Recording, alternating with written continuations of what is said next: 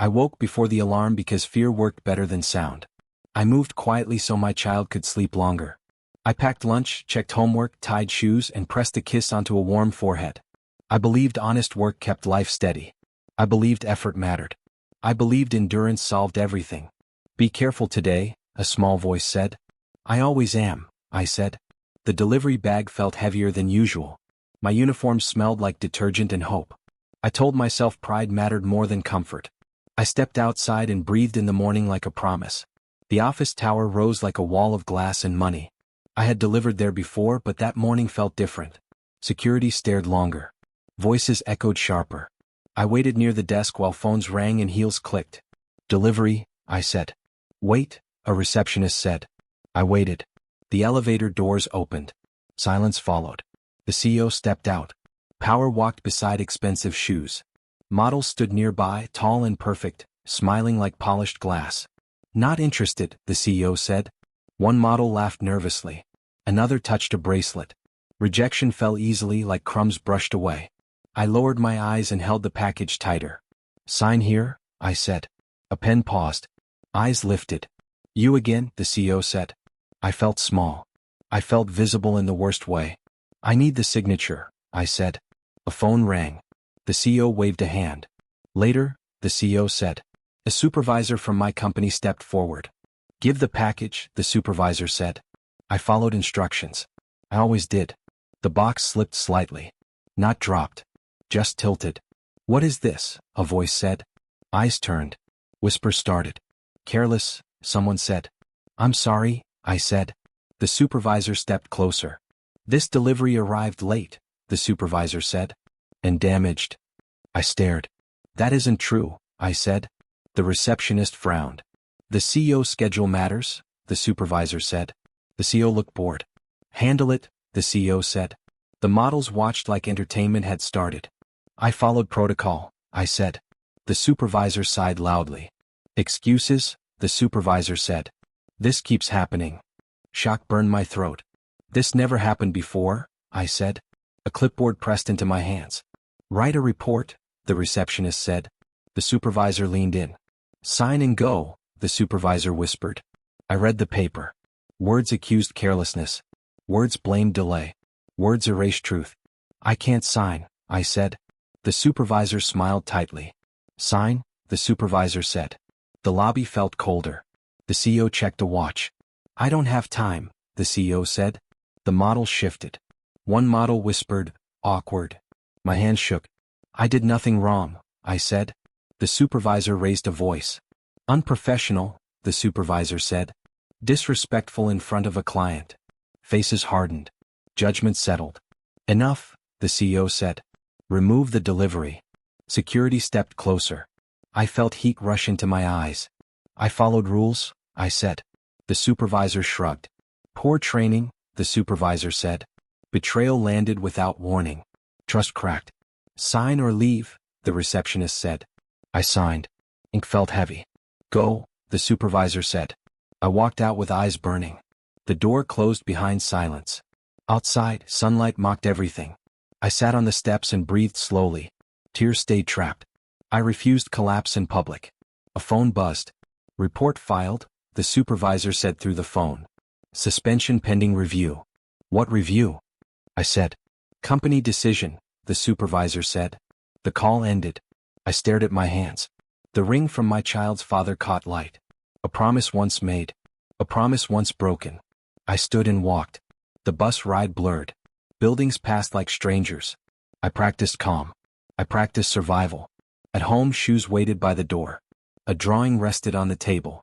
Crayon hearts and uneven letters spelled my name. How was work? A small voice asked. Busy, I said. Dinner cooked quietly. I smiled when needed. I listened to stories about school. I laughed at the right times. Later, alone, I sat on the floor. The report paper lay unfolded. Accusation stared back. I endure, I whispered. I believed endurance fixed everything. A message arrived. Do not return until contacted, the supervisor wrote. I closed my eyes. That lobby replayed again. The bored voice. The easy rejection. The silence that chose comfort. I held the delivery bag and folded the uniform. I placed both away carefully like respect deserved care even when ignored. I pressed the drawing to my chest. Tomorrow waited without answers. I told myself honesty survives storms. I told myself to endure. My phone rang before sunrise. "Come in," my supervisor said. "I was told to wait," I said. "Come in," my supervisor said again. I dressed carefully. I chose clean clothes, not the uniform. I held my child's photo in my pocket like armor. "Are you leaving again?" a small voice asked. "I have to talk," I said. "Will you come back happy?" "I will come back," I said. The office smelled like burnt coffee and old paper. I stood while my supervisor sat. A folder waited on the desk. My name stared back. "You understand the complaint?" my supervisor said. "I was blamed," I said. "You embarrassed a client," my supervisor said. "I followed instructions," I said. The supervisor leaned back. "The report says otherwise," the supervisor said. "You wrote that report," I said. "I filed facts," the supervisor said. "That isn't fact," I said. The supervisor tapped the folder. "The CEO office confirmed delay," the supervisor said. I froze. "They never spoke to me," I said. "They spoke to me," the supervisor said. My stomach dropped. "You promised to defend me," I said. "I promised to review," the supervisor said. Voices drifted from the hallway. Laughter. Normal life. "I need to explain," I said. "There is nothing to explain," the supervisor said. A paper slid across the desk. "Termination," the supervisor said. I stared. "You can't fire me without hearing me," I said. "This is final," the supervisor said. My hands shook. "I need this job," I said. The supervisor avoided my eyes. "Sign," the supervisor said. I remembered the lobby. The clipboard. The easy lie. "You blamed me," I said. "I protected the company," the supervisor said. "You protected yourself," I said. Silence answered. "I trusted you," I said. The supervisor stood. "Security," the supervisor said. A guard waited by the door. "Please," I said. "Clear the desk," the supervisor said. There was nothing to clear. I walked out holding nothing but breath. Outside the air felt sharp. I leaned against a wall. I called a number I shouldn't have known. "CEO office," a voice said. "I was there yesterday," I said. "Name," the voice said. I said it. A pause followed. "The matter is closed," the voice said. "He saw everything," I said. "No comment," the voice said. The line died. That silence hurt more than the firing. I sat on a bench and stared at my ring. Metal pressed into skin. A reminder of promises that failed quietly. On the bus ride home, conversations blurred. "Mom," a message read. "I'm coming," I typed. Home smelled like soup and crayons. "You're early," my child said. "Sit," I said. I searched my face. "Did you get in trouble?" "I lost my job," I said. Silence followed. "Is it my fault?" "No," I said fast. "Are we okay?" "I don't know," I said. Small arms wrapped around me. "I can be quiet," a voice said. Pain split something open. "You never have to be quiet," I said. Later, alone, I replayed every second. Every word. Every glance. "You again. Handle it. Sign and go." I imagined a different ending. A voice stepping in. A truth spoken. That voice never came. A message arrived from my supervisor. "Do not contact clients," the message said. I laughed once. It sounded broken. Bills waited on the table. A contract lay unsigned. My child's photo rested beside it. I held both. Honesty failed me. Fairness failed me. I failed my child. I believed power belonged to others. That belief settled deep. Outside, the city moved on. Inside, something cracked and stayed open. I stopped sleeping. I lay awake counting breaths, counting bills, counting hours until morning punished me again. "Mom," a small voice whispered one night. "I'm here," I said. "Why are you awake?" "I'm thinking," I said. "About me?" "Always," I said. Sleep never came after that. The kitchen clock ticked like judgment. I opened envelopes slowly as if speed made numbers kinder. Rent due. Final notice. Payment reminder. I stacked them neatly like order could fix panic. A phone buzzed. "You okay?" a friend texted. "I'm busy," I replied. Another message followed. "Come over." "I can't," I typed. I didn't know how to explain losing everything without sounding weak. At the grocery store I counted coins. Next customer, the cashier said. I need to remove this, I said, sliding bread back. The cashier avoided my eyes. Outside, I sat in the car and stared at my hands. Get it together, I whispered. At home, I smiled on command. How was school? I asked. Good, my child said. I got a star. I'm proud, I said. Can we have pizza? Maybe tomorrow, I said. Tomorrow became a word I hated. Night came again. I opened my closet and stared at a small box. Inside rested a ring. Not expensive, just meaningful. A promise from a life I survived. I held it between fingers. This could help, I said quietly. I imagined handing it over. I imagined food on the table. I imagined shame swallowing me whole. A knock sounded in my mind. Mom? I shoved the ring back into the box. I'm coming, I said. In the bathroom, I locked the door. I sat on the floor and pressed a towel to my mouth. I cried without sound. I cried until my chest hurt. I cried because I stayed quiet too long. I cried because silence never protected me. I cried because I believed being good was enough. I wiped my face and practiced calm. You're strong, I told the mirror. The mirror didn't answer. Days blurred. A neighbor stopped me outside. Heard you're not working, the neighbor said. Temporary, I said. That company was lucky, the neighbor said. I nodded and walked away. I avoided calls. I ignored messages. I disappeared politely. In bed, I replayed conversations. Sign and go. Final decision. No comment. I argued with ghosts. I deserved a voice, I said to the ceiling. The ceiling stayed silent. One afternoon, I found my child staring at a photo. Who is that? That's you, I said. You look happy, my child said. I was tired, I said. Why don't you smile now? Words failed. I'm saving smiles, I said. For when? For when we win, I said. That night, the power cut briefly. Darkness filled the room. Mom? I'm here, I said, holding tight. Fear felt heavier than hunger. I checked my phone again. No messages. No mercy. I thought about the lobby. The silence. The way eyes looked past me. I didn't matter, I said aloud. Saying it hurt more than thinking it. I sat on the floor with the box again. The ring felt warmer now, like it waited. I'm sorry, I whispered to it. I imagined my child older, asking why I gave up. Tears returned. I placed the box back. I won't sell you yet, I said. I lay down and stared at the ceiling. I felt invisible. Not to others. To myself. The world felt unfair. I felt too tired to fight it. I stopped crying on a night that felt no different from the others. No sound. No reason. Just quiet. Mom? My child whispered from the doorway. I'm okay, I said. You say that a lot. I mean it tonight, I said. My child nodded and went back to bed. I sat alone on the floor. The ring box rested near my knee. Bills spread like accusations. I won't beg, I said out loud. The words felt strange. Solid. I didn't pray. I didn't ask for help. I didn't announce strength. I decided. The next morning, I took a temporary job. You know this pays less, a manager said. I know, I said. You won't complain? I won't, I said. Boxes moved. Floors cleaned.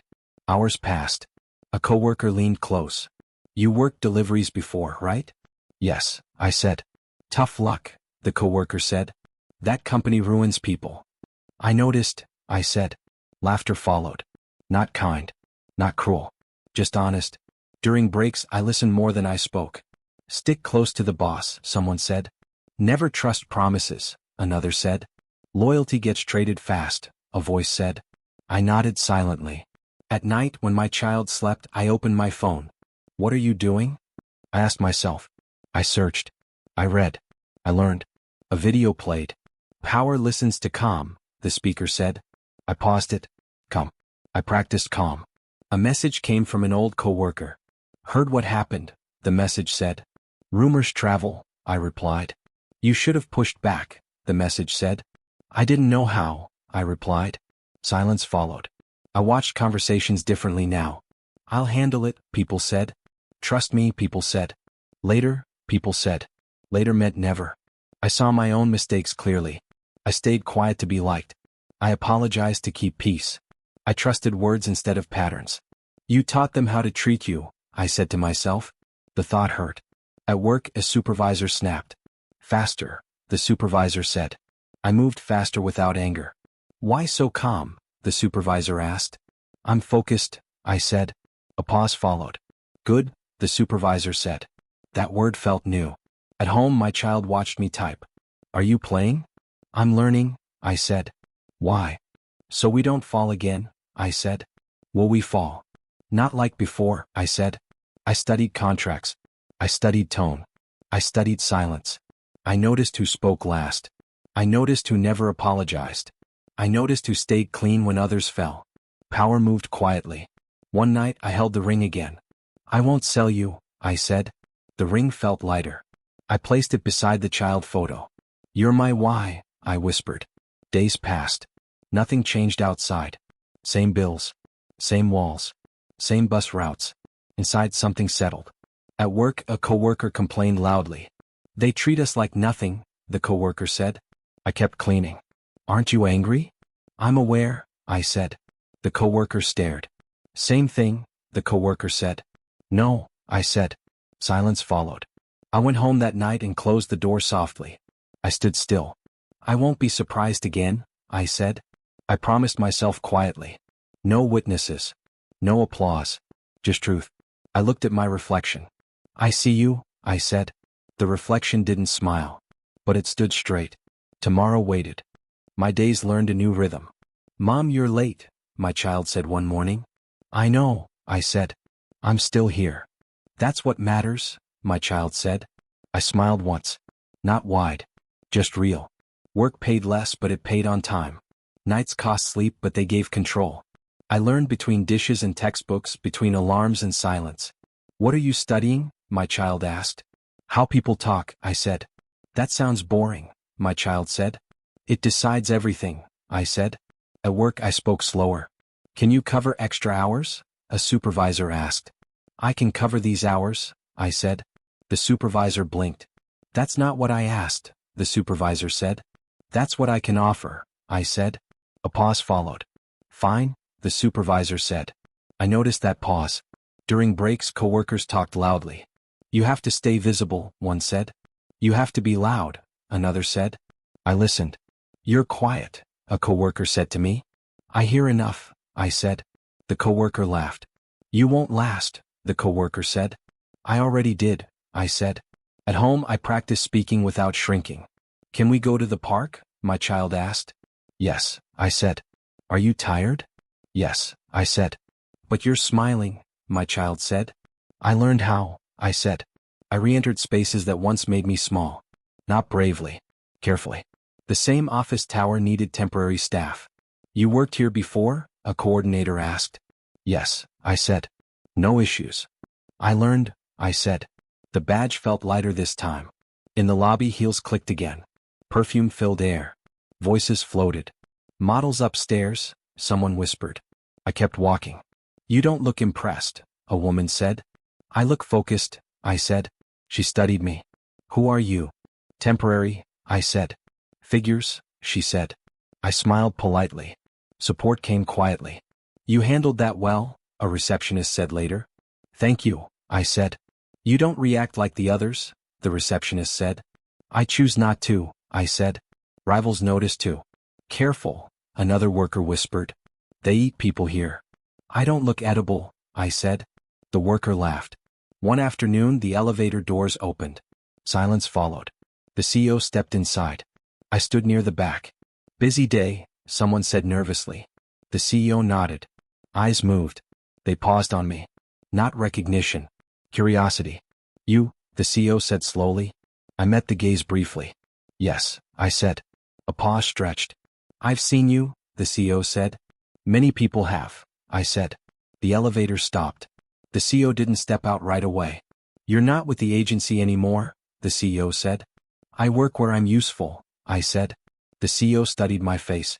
That's rare, the CEO said. I've learned, I said. The doors closed again. I stepped out without looking back. My heart stayed calm. Later whispers followed. Did the CEO talk to you?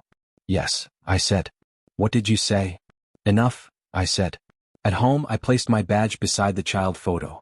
You look taller, my child said. I stand straighter, I said. Why?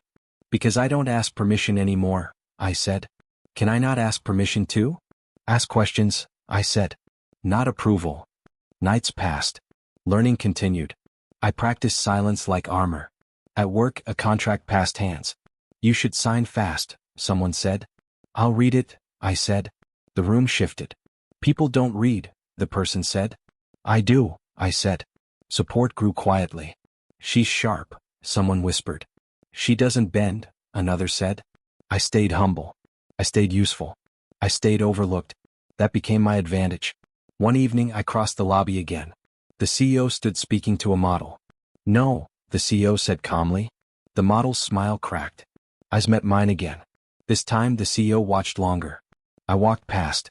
I didn't slow. I didn't smile. Behind me I felt the weight of attention I didn't need anymore. Outside my phone buzzed.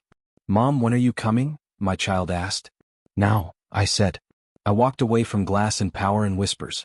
Inside I felt steady. I didn't need approval. I didn't need rescue. I was still overlooked. And for the first time that felt like control. I noticed it in pieces at first. Did you hear? A coworker whispered. Hear what? I asked, keeping my voice low. That supervisor, people stopped trusting him, the coworker said. I nodded, sipping my coffee. He blamed the wrong person again, they continued. I stayed silent. Let it happen. Let it unfold. Later, a manager called me into a small office. Can you take on a project? The manager asked. Yes, I said. Quiet responsibility, the manager added. No one else wants it. Perfect, I said, smiling faintly. At home, my child watched me write late into the night. Mom, why are you still working? Learning, I said. Learning what? How to stay steady, I said. The next week, I saw my old supervisor stumble in the hallway. Papers scattered. A colleague sighed behind him. You okay? I asked softly. Yes, he muttered. He didn't look me in the eye. I walked past calm. At work, my new project gained quiet attention. Did she handle that? A colleague whispered. Yes, another voice said. Effortless. No one knew I noticed. No one knew I cared. The CEO began asking questions about me. Who trained her? Someone asked him. I didn't, the CEO said. I passed the lobby pretending not to hear. His eyes lingered for a moment longer than before. Curiosity. Nothing more. In the break room, a coworker approached. She's consistent, the coworker said. Quietly consistent, I said. That's dangerous, they said. I prefer it this way, I said. At home, I placed a new contract beside my child's photo and the ring I had kept all these months. Mom, what's that? My child asked. It's a promise, I said. To be steady. To never beg. You're smiling, my child said. I always have, I said. Later, I heard murmurs about my old supervisor losing clients, losing trust, losing face. I felt nothing. No triumph. No gloating. Just calm. Timing mattered more than confrontation. Power moved quietly. I continued my work, silent, focused. Another day, the CEO passed by my station. You handle things well, he said softly, almost to himself. I do, I said. His eyes studied me. He said nothing more. I returned to my task. The office buzzed around me, small mistakes, whispered frustrations. Everything going wrong for him, a colleague whispered. I nodded subtly. Karma whispered. Not loudly, not dramatically. Just natural consequence. I watched. I didn't act. My focus stayed steady. Mom, you look different, my child said at dinner. I am, I said. Yes, you are, my child whispered. That night, I held the ring again.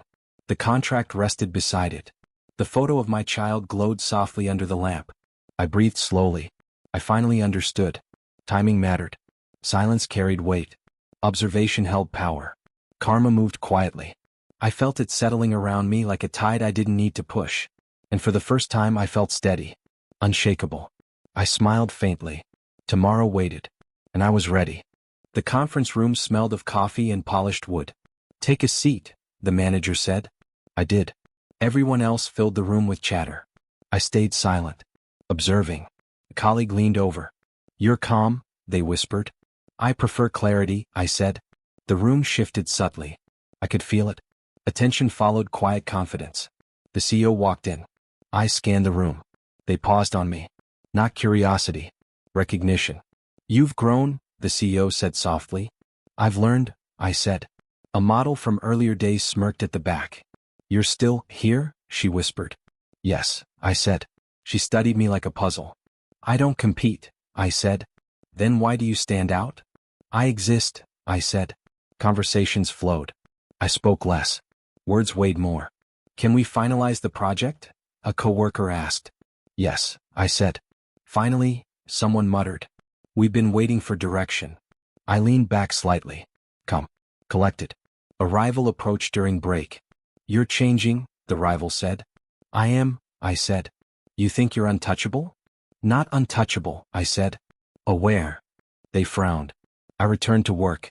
Later the CEO stopped by my desk. Your reports are thorough, the CEO said.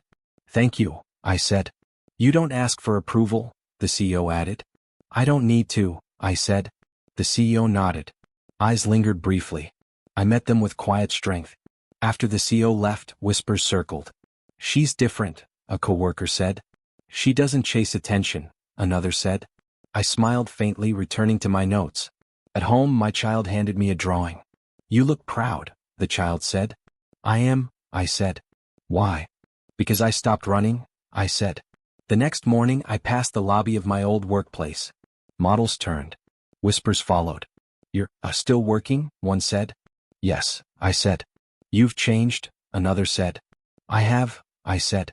No one expected calm, quiet strength. At work, a new assignment arrived. I read it thoroughly before speaking. Is there a timeline? A coworker asked. Yes, I said. Perfect, they said. I'll start today, I added. The room acknowledged my words. No applause. Just attention. The CEO passed by again. Eyes measured me. Not judgment. Assessment. You understand the process, the CEO said. I do, I said. I didn't need praise. I didn't need validation. I simply existed confidently. Even rivals noticed. She's untouchable and calm, a colleague whispered.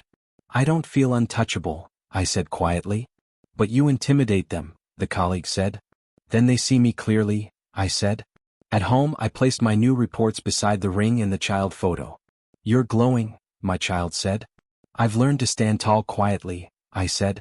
Will I learn too? You already are, I said. That night, I walked through the city streets alone. Lights blurred around me. No one called my name. No one asked for permission. I felt steady. I felt safe. Not because anyone protected me. Because I was becoming the one who controlled my world. Tomorrow would test it again. But for the first time, I wasn't chasing it. I was standing tall. Without saying a word. The meeting room was crowded. I stepped in quietly, carrying only my notebook. Voices buzzed. Papers shuffled. Everyone assumed I was small, harmless. My old supervisor sat across the table, confident. Too confident. You caused delays, someone accused him. I managed everything, he said. According to reports, the client complained repeatedly, a manager said. I stayed silent, observing. The CEO entered late. Silence fell. Start from the beginning, the CEO said. The manager began recounting events. Each word landed clearly. The delivery was handled properly, the manager said. The old supervisor shifted uncomfortably. Wait, that's not, he started. Excuse me, I said softly. All eyes turned. Yes, the CEO asked. I was present for the deliveries, I said calmly. The issues cited were not caused by me. A pause followed. Go on, the CEO said. I explained the sequence of events clearly. Mistakes I had been blamed for. Lies filed under my name. Every decision he made, I said, shifted responsibility to me. I followed protocol. I did not delay or mishandle anything. Whispers traveled across the room. The old supervisor opened his mouth. You're twisting. No, I said. Facts speak for themselves. The manager nodded. You've documented everything, the CEO said. Yes, I said. Did anyone verify this? The CEO asked. The manager pointed to my reports. He looked at me for the first time fully. Recognition. Weight of silence he had ignored. You were let go because of his report? The CEO asked. Yes, I said. And he misrepresented? Yes, I said. I didn't raise my voice. I didn't plead. I didn't attack. The room shifted. Power changed silently. I see, the CEO said. My old supervisor's confidence faltered. He stammered. I followed protocol, I said again. I made no errors. Enough, the CEO said sharply. I understand the situation now. Eyes on me, the room felt charged. Respect and disbelief intertwined. Your silence, the CEO said quietly, almost to himself. I should have acted sooner. I nodded once. Timing matters, I said softly. My heart stayed calm. The old supervisor avoided my gaze entirely. You'll be reinstated, the CEO said. I shook my head. No, I said. I've moved forward. This is about truth, not revenge. The CEO blinked. I see, he said. A rival whispered to a colleague. She didn't lash out. I returned the notebook to my bag. I let facts speak, I said softly. And they do, someone murmured. Outside the air felt different. I had not shouted. I had not begged. I had stood quietly. And finally I was seen. The CEO lingered, looking at me with something unspoken. A mixture of respect and regret. My old supervisor slumped. No one needed to tell him the consequences. They were obvious. I felt power, not loud, not harsh. Steady. Controlled. Real. At home, my child handed me a drawing. You look happy, my child said. I feel seen, I said. The ring beside the photo caught the evening light. I held it, smiling faintly. The past had collided with the present. And for the first time I stood fully in the light. No one could overlook me again. The office was quiet after everyone left. Do you have a minute? The CEO asked. Yes, I said, keeping my voice steady. He gestured to a corner. I wanted to speak to you, he said. I nodded. I should have acted before, he said slowly. I noticed you. But I chose comfort over courage. I didn't respond immediately. I let the words hang. Comfort? I asked finally. Yes, he said. It was easier to ignore than to intervene. I see now it caused harm. I studied him calmly. No tears. No tremble. Just observation. I appreciate your honesty, I said softly. It's not enough, I know, he said. I shook my head slightly. I don't expect it to be, I said. He looked down. I could have spoken sooner, he said. Prevented mistakes, prevented pain. I know, I said. You've changed, he said. You're different. I had to be, I said. Pause. Silence wrapped the room. I regret my silence, he admitted. Not just the actions but the inaction. I thought I was protecting the company, but I ignored you. I breathed slowly. Regret felt real. Not dramatic. Not performative. Regret doesn't repair, I said softly. He blinked. I understand, he said. You noticed me, I said. Before anyone else. And you did nothing. Yes, he said. I don't need validation, I said. He nodded slowly. I see that, he said. I've learned, I said. About patience, he asked. About myself, I said. The room felt lighter. Words had passed without judgment, without accusation. You're steady, he said. I'm focused, I said. You could have had so much support, he said quietly. I had to grow, I said. I had to rise quietly. No one else could do it for me. He looked at me. Something shifted in his eyes. Understanding, not relief. Regret, not blame. I wish I had been braver, he said. And I am stronger because I was not protected, I said. The silence returned. Calm, unshakable. You don't need my words, he said. No, I said. Do you forgive me? He asked. I shook my head slightly. I acknowledge what you said, I said. Forgiveness isn't required. Not yet. It may never be. That's my choice. He nodded again. You've grown far beyond what I imagined, he said softly. I've grown for me, I said. Not for me? No, I said. Never for anyone but me. The pause stretched. I felt calm, grounded, complete. You're remarkable, he said quietly. I've learned to stand steady, I said. He nodded again. Your silence is stronger than words, he said. I've learned timing matters more than confrontation, I said. The moment ended without applause. No one else needed to see. I turned and left the office. Outside, the city lights blurred softly. I felt neither anger nor elation. I felt stillness. I felt power. And I knew I no longer needed validation, from him or anyone else. I walked to my car. My child's drawing from the night before rested on the passenger seat. You are enough, I whispered to myself, holding it gently. And for the first time I believed it. I didn't need anyone's approval. Not his. Not the world's. I only needed me. And that was enough. The office was silent. A letter rested on my desk. An opportunity. High profile. Connected to him. I held it in my hands. My child's face appeared in my mind. Mom, will we be okay? We will, I whispered. I read the letter again. Words promising power, recognition, influence. I imagined stepping into that world. I imagined being part of his orbit. I imagined whispers, eyes watching, expectations weighing. I imagined losing myself again. Is this for me? I whispered. I glanced at the ring. The child photo. The contracts I earned through quiet diligence. Everything I had built myself. I could keep walking. Or I could climb into a world I had never needed before. A voice in my head asked, do you want revenge? Do you want approval? No, I said aloud. I didn't want to prove anything. I didn't want him. I wanted me. A manager approached. You've been offered the position, the manager said. Yes, I said. Will you accept?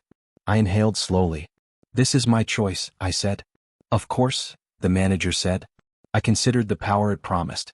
The prestige. The recognition. I considered my peace. I considered my child. And I remembered every sleepless night. Every moment of quiet growth. Every lesson learned in silence. I will not step into it, I said finally. The manager's eyes widened. Are you sure? Yes, I said. This world, I said, is not mine. My path is different. I step forward on my own terms, not someone else's expectations. The manager nodded. Then I support your choice, they said. I placed the letter in my drawer. I looked at my reflection in the window. The city lights stretched behind me. I am enough, I whispered. The CEO appeared nearby, having overheard. You're turning it down? He asked softly. Yes, I said. You could have it all, he said. I have enough, I said. Are you sure? I am, I said. He studied me. Curiosity and surprise mingled in his gaze. You're fearless, he said quietly. I'm careful, I said. I don't need what you offer, I said. I need what I've built myself. He nodded slowly. I see that now, he said. I turned and left the office. The corridor felt wide. Open. Mine. I walked with steady steps. No one's approval needed. No one's validation required. At home, my child greeted me. Mom, look. A drawing of us standing tall together. You made this. I asked. Yes. We're strong, my child said. I held the drawing. Yes, I said. We are. I placed it beside the ring and the contracts. Symbols of survival. Symbols of choice. I finally understood that power wasn't in climbing someone else's ladder. It was in walking my own path. I had faced the crossroads. I had chosen peace over prestige. I had chosen self-respect over revenge. And for the first time, the future felt entirely mine. No strings attached. No expectations. Just possibility. I smiled quietly. The past had lost its hold. The present was mine. And tomorrow I would continue building on it. Morning sunlight poured through my window. I made coffee. My child sat at the table, drawing quietly. You look happy, my child said. I am, I said. Really? Yes, I said. Because we've built something strong. Together. I looked around my small apartment. Everything had a place. Every corner held meaning. The ring sat on the dresser. The contract stacked neatly. The child photo framed on the wall. Reminders of survival. Reminders of growth. I hadn't needed applause. I had needed patience. Quiet work. Steady resolve. I thought back to the betrayal. The supervisor, the public humiliation, the firing. I remembered tears I hid. Nights I feared I couldn't protect my child. But every tear had been a teacher. Every night of despair had taught me endurance. I poured coffee and smiled faintly. Mom, you're glowing, my child said. I've learned to stand tall quietly, I said. We ate breakfast together. No rush. No stress. Just presence. I glanced at my notebook. Plans, goals, sketches for a future I was shaping alone. I didn't need validation. I didn't chase approval. I made my choices. I lived my life. At work, people treated me as steady, capable, respected. Not because I demanded it, because I earned it. One day a colleague asked, how do you stay so calm? I learned timing matters more than reaction, I said. And courage? They asked. Courage grows quietly, I said. The CEO passed by occasionally. His eyes lingered, silently acknowledging what I had become. I didn't seek attention. I didn't need it. I worked, I parented, I built. Even rivals had noticed. Their whispers had turned to respect. I walked home one evening, my child holding my hand. "Mom, do you feel scared anymore?" "No," I said. "Even after everything?" "Yes," I said. "Because I survived. And surviving isn't the same as giving up. It's standing taller every time you fall." The city lights reflected in puddles. I smiled. "I feel strong," I whispered to myself. Inside, I placed my hand over the ring and the contracts. Symbols of choices made, lessons learned, battles quietly won. I was still a single mother. Still human. Still vulnerable.